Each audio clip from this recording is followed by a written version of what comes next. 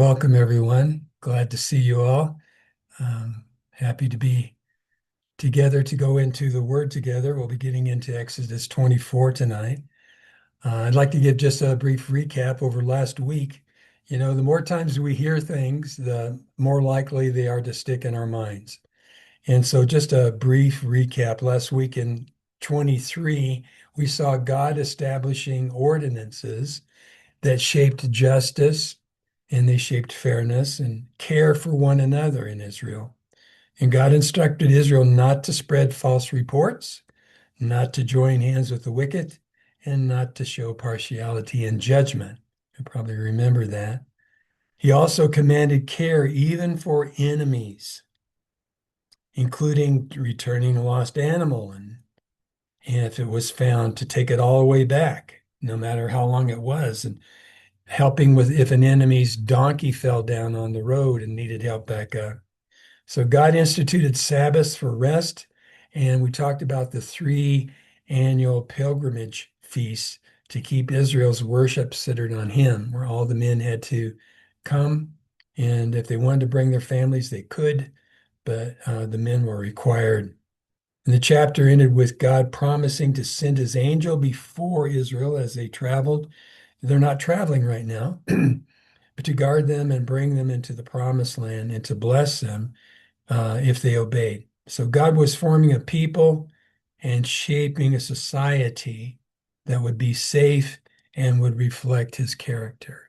So I think we saw that. We got to understand how God thinks and looks at stuff a little bit better. And tonight, this is a real pivotal point. This is the moment that Israel becomes a covenant nation.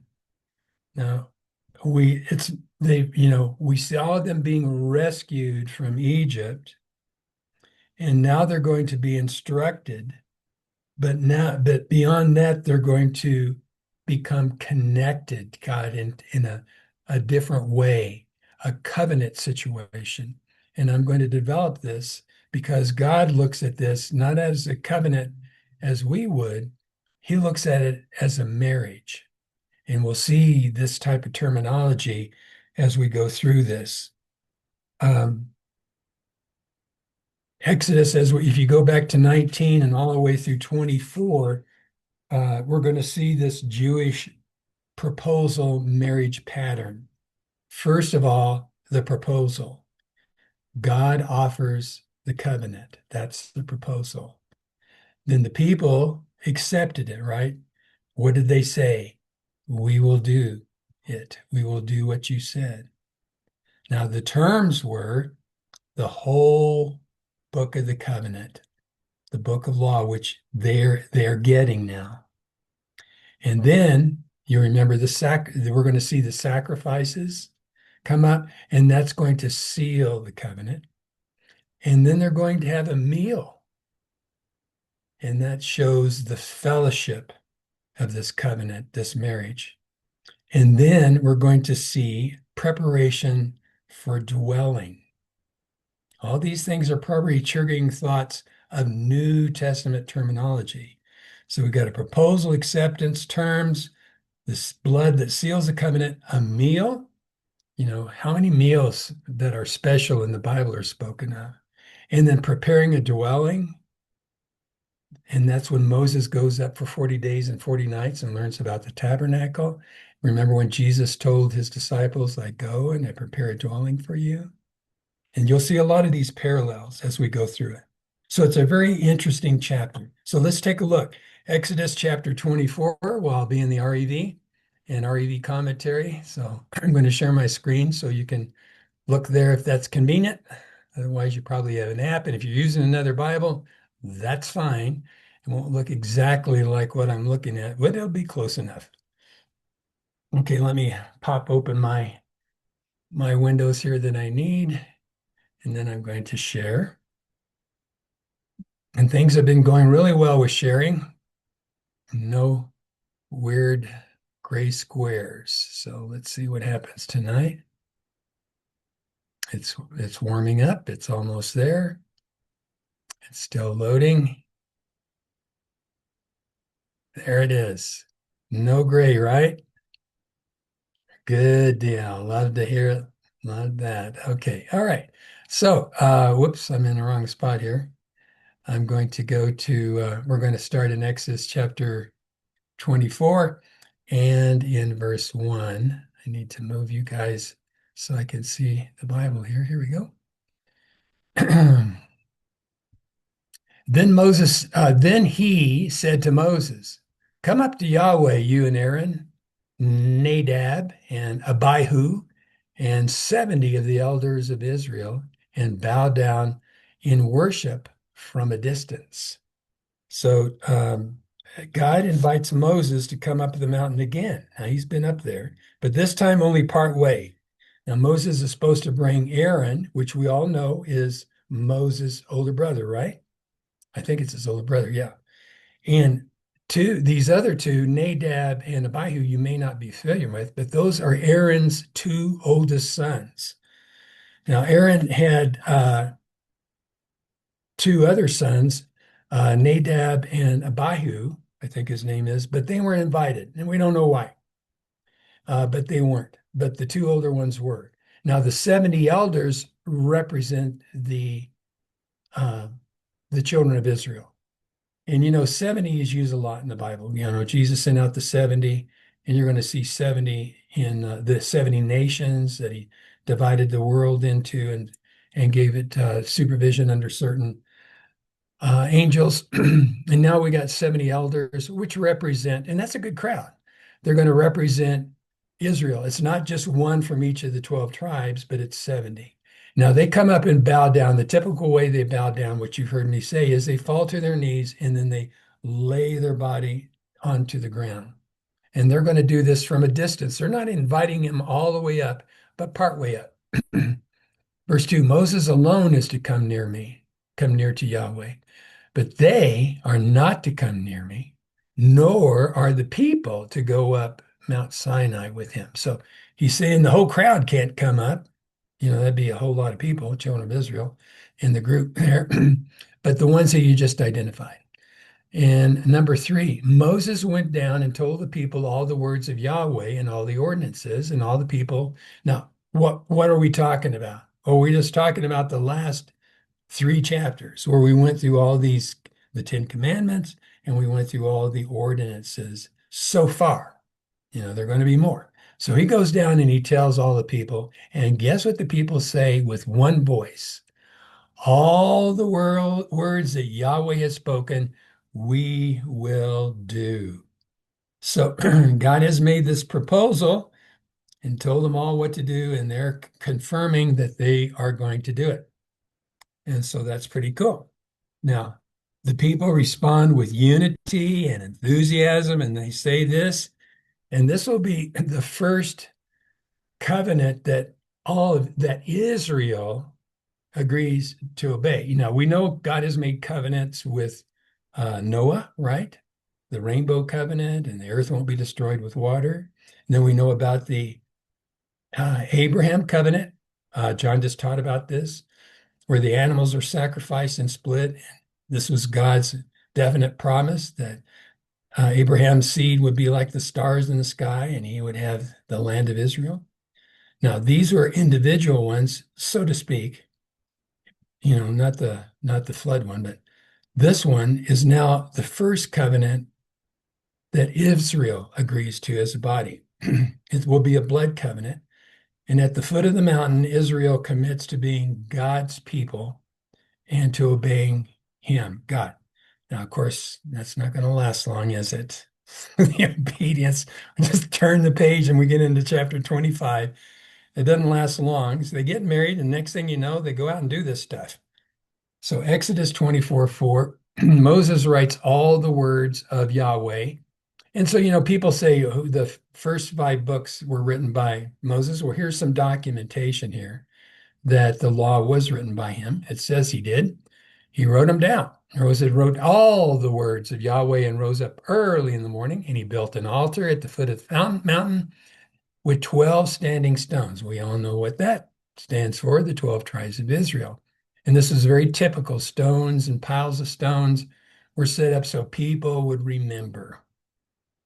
And that's what he wanted to remember. So he builds this altar, and then he sent young men of the children of Israel who offered burnt offerings and sacrificed peace offerings of bulls to Yahweh. So the offering starts, and we see specific offerings being made.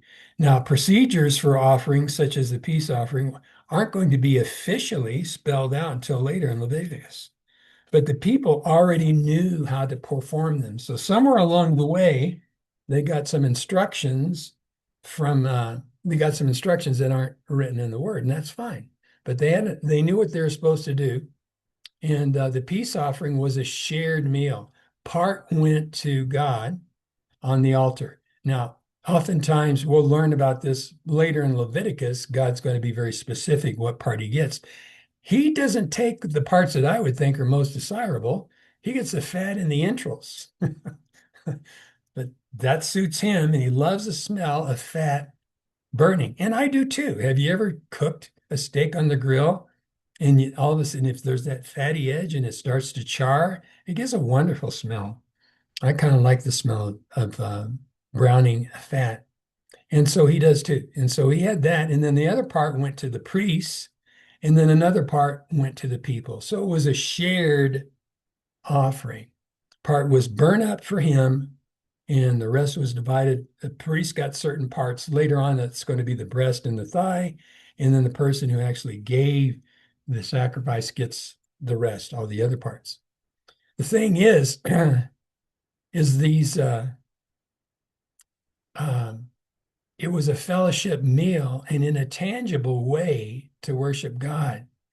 And it showed that God desires fellowship and table sharing with his people. And this might be an element that you hadn't thought about before. We're eating together. Now, this is going to be very real, and you're going to see this very clearly and very shockingly, I think, in a few verses from now. So, verse 6, and Moses took half of the blood and he put it in basins, and he took half of the blood and he threw it on the altar. So some of this, half the blood's getting thrown on the altar, and the others are in basins. We'll come back to the blood that's in basins later. And he took the book of the covenant, which that was what he wrote down, all the stuff. And he read it in the ears of the people, and they said, all that Yahweh has spoken, we will do, and we will be obedient. This is the second time they said it, right? Okay, and that's great. So Moses takes the blood from the sacrifices, places half in the basins, half on the altar. And then he reads the book of the scroll, which contained the 10 Commandments and all the ordinance that God had spoken to him. And the people say again, they're going to obey. Now, later, the Mosaic Law will have many more commandments. You probably heard that somebody has said there's 613. So I'm going to repeat that. I haven't counted them, but I'm guessing that's probably close. But at this point, the scroll did not yet contain all that, and it would eventually. More would come later in Exodus and in Deuteronomy. In the law and the Torah, which this is often called, it's more than just the law, it's the instruction. God was giving Israel the foundation for a godly society. The commitment here is important. Israel is not just saying we hear, but we obey. And this word, this Hebrew word for hear, is the same one used in the Shema. Hear, O Israel, the Lord your God is one. And so the use of this word in the Shema, which ranges hearing and obeying, covenant hearing is obedient hearing. Verse 8. And Moses took the blood. Now get this. How would you like to be in the crowd? Picture yourself. Picture yourself. You're in the crowd here, and and you got the 70 elders and all this, and Moses takes the other half of the blood and he starts throwing it on you. I mean, that would be a memorable experience, right? I doubt that you would ever forget that this happened at this time out in the middle of nowhere. We're still at Mount Sinai. We've been here for a while now. And then Moses, Aaron, Nadab, Abihu, and the 70 of elders of Israel went on up. Now, some of these, they're going to have blood stains on their clothing. And that blood stains probably was there as long as they had the clothing, or at least a long time, and people would see it. And so it was just very memorable and a sobering moment. The animals were killed, the sacrifices were made, and the blood was thrown. Now, it's going to be very unforgettable. The blood covenant is later described by God in marital terms. So we're going to take a look. We're going to break away here from Exodus 24 and jump over to Jeremiah 31, verse 32. Not like a covenant I cut with your fathers in the day that I took them by the hand to bring them out of the land of Egypt, my covenant that they broke, although I was a what? A husband to them. This is starting where it declares Yahweh. So he is looking at his relationship with his people as a husband. And we're going to see this continue. When Israel later worshiped other gods and the prophets started pointing it out, let's look in Jeremiah. We'll go back a few chapters. This was Jeremiah 3. And in verse 8,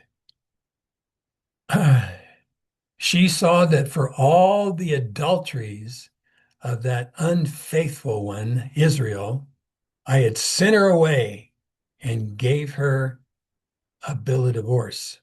Yet her treacherous sister Judah did not fear, but she also went and prostituted herself. And God's very frustrated with his people. This is after they had had the division of Israel and Judah. So he's calling it adultery when they go after these other gods. So you see this husband looking as Israel. He wants to be close. He wants that relationship with them. And so when they don't do it, he's calling it adultery. And he called himself a husband and now adultery. And this is very vivid. It's not unclear. And he gave her a divorce. Now, this happened hundreds of years of pleading with Israel to stop being idolatrous. And they would not do it. So he gave her a bill of divorce. So here we're seeing it back in 34, we're seeing God actually making the covenant where he's going to become their husband, they're going to be his people, and he's going to be their God, and they have agreed to obey what he has asked them to do. So this is an interesting, there's also, now I'm going to just bring this up, I'm not going to read it to you, but in Numbers chapter 5, an unfaithful wife was told to take the dust from the tabernacle floor, mix it with water, and drink it. Now, I find that a little bit unusual, but this is going to make sense. Now, those of you who have read ahead and you know about the golden calf, you know that Moses had it ground up into dust, and what did he do with it? He mixed it with water and had the people drink it. Isn't that a unique? I never understood why he did that. Now I see the parallel. This was to signify that they had committed adultery. And so he did it with the golden calf. There wasn't a tabernacle. Now we're going to learn this. I kind of gave you a preview of coming events, but I think that's important. Okay, let's go back. Verse 10, now this is flooring now. So who's they? Moses, Aaron, Nadab, Abihu, and the 70 of the elders that went up, they saw the God of Israel.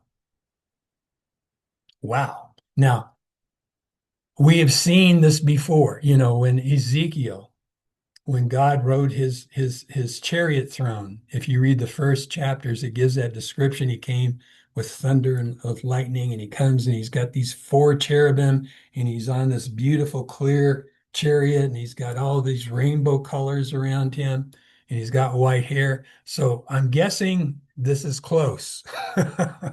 This is close. Now we know you all probably say, wait a minute, nobody can see God and live. That's right. And we've decided that that's the fullness of God. We know Moses saw the backside of God, right? Because he was in the cleft of that rock. We're going to see that later on. So, but anyhow, what's interesting, they saw him. So God put himself into a concrete form so they could see him. And under his feet was like a paved work of lapis lazuli, like the skies for purity. Now, that really caught my eye because it seems like God likes really nice flooring.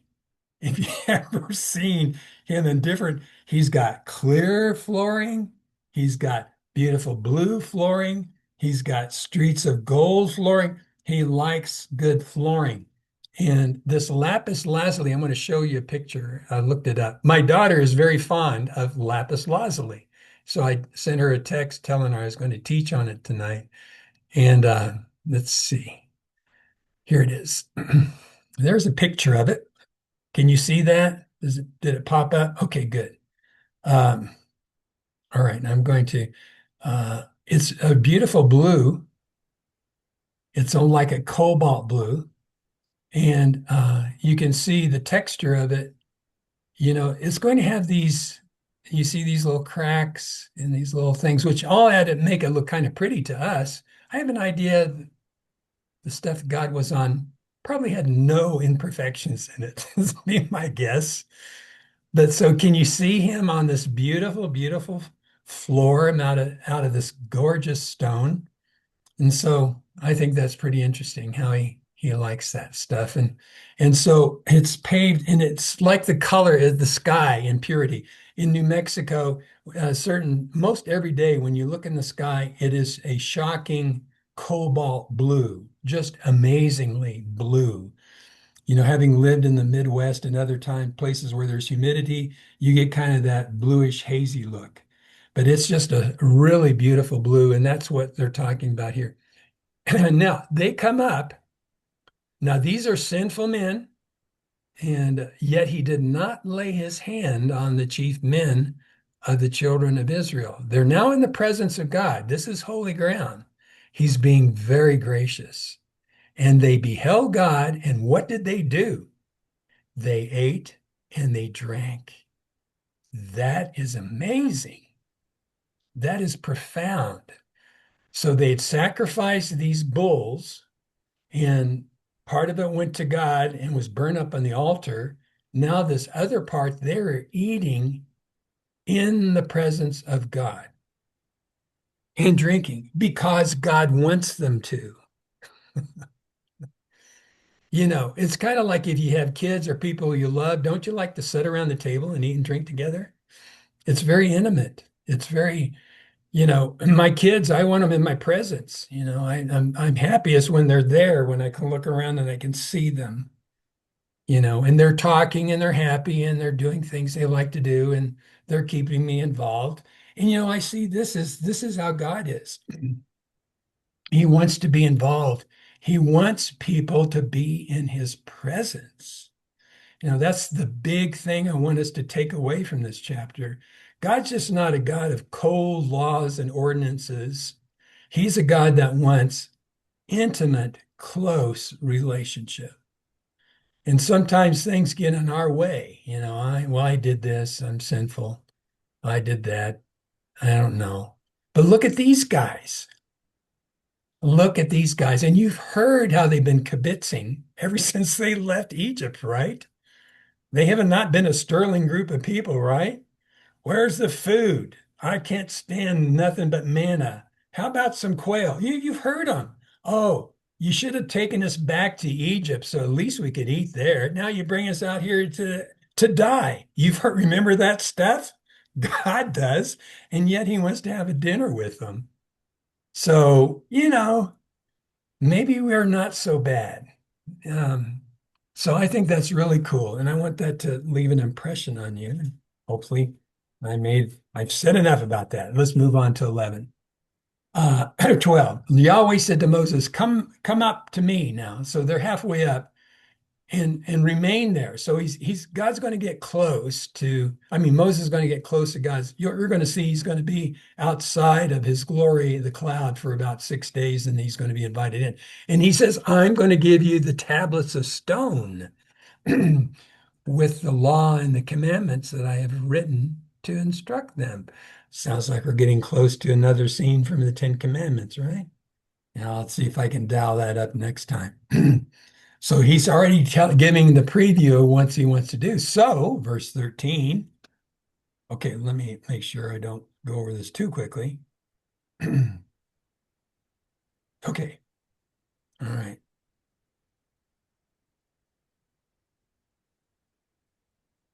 Okay. One thing I did in my notes, I go with memory, but I want to check to make sure I didn't leave out any main points. The meal also points forward. If this meal inaugurates the covenant in Sinai, there will one be another meal that consummates the covenant in the kingdom. And guess when that's going to be? I'm sure you Bible folks know, if you read the book of Revelation, it's called the marriage supper of the Lamb. So again, we will dine in the presence of God.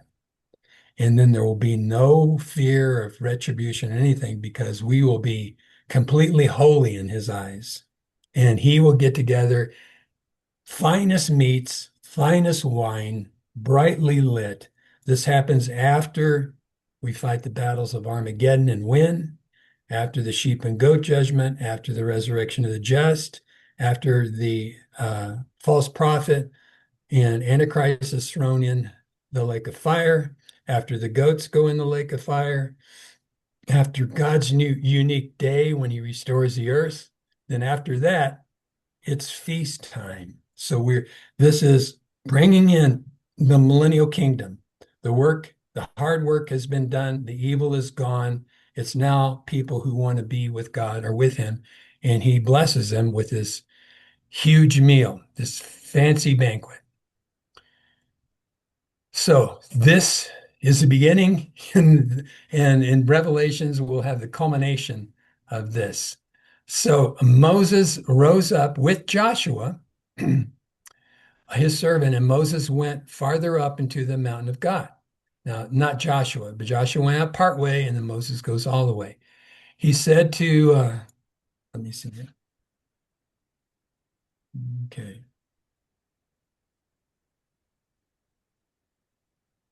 All right. Whoops. I lost my place here. Let me scroll down. Okay. All right. He said to the elders, wait for us until we return to you. So he's basically sending them down the hill to go back to the camp. And behold, Aaron and Hur are with you. Whoever is involved in this dispute can go to them. So Hur is this other guy, apparently.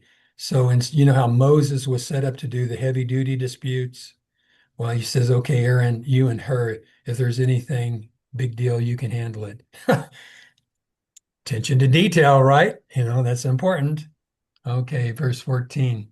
That's that. Verse 15. And Moses went up on the mountain, and the cloud covered the mountain. Now, whenever you hear this cloud business, and we've talked about this quite a bit, it's the glory of God is oftentimes called the cloud because it's a brightly lit area that has a perimeter. And so you have this brightly lit cloud, a cloud of light. Later, it's going to be called the Shekinah glory. And God, when you hear about God in glory, he's talking about a bright light. So Moses went up to the mountain, and the cloud covered the mountain. Now, just put yourself there. We got a mountain, and we got a cloud on it that's brightly lit. And we just had a feast, a bunch of people, over 70 people just sat down and ate with God. God watched, and it was there, and they could see him. And he's on this beautiful floor of blue stone. And Moses went up, and the cloud covered. The glory of Yahweh settled on the mountain, and the cloud covered it for 6 days. And on the seventh day, he called Moses out of the midst of the cloud to come on in. So the cloud is a visible manifestation of the glory of God. We saw it, as I mentioned earlier, Ezekiel saw the glory in vivid form.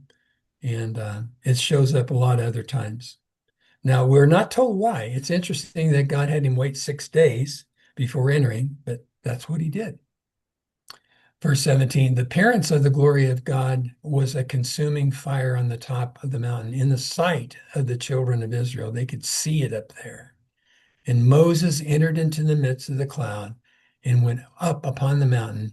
And Moses was on the mountain 40 days and 40 nights.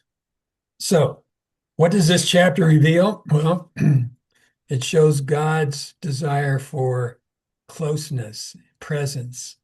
He draws his people closer little by little, step by step. And second, the covenant leads to fellowship, closeness. It was a marriage covenant. God doesn't merely give rules, he invites his people to be close to him and actually sit at his table. And third, this chapter points forward. The Bible begins with God in the garden with his people and ends with God dwelling with his people in the garden and sharing a banquet. So Exodus 24 is the bridge between the two. The God who commands is also the God who hosts. You know, we see God of hosts, and it really means God of armies, but in this case, God hosted a meal, like he will the marriage feast of the Lamb. And God who gives the covenant is God, and who shares the meal with us because he wants us close. So, Heavenly Father, thank you for your love. Thank you for this wonderful chapter with all the amazing things that you did, tremendous insight and depth of who you are, how you think, and what you want. Thank you for that clarity. Thank you that we can let this seep into our hearts and not forget it, that we can share it with others so they get the right impression of you. You are a good, good God that loves us more than we know, who wants us in his presence more than we think often, who wants us to be dear children that are happy and loved and intimate with each other and intimate with you. So bless us this night. Thank you for a wonderful weekend of different plans going on.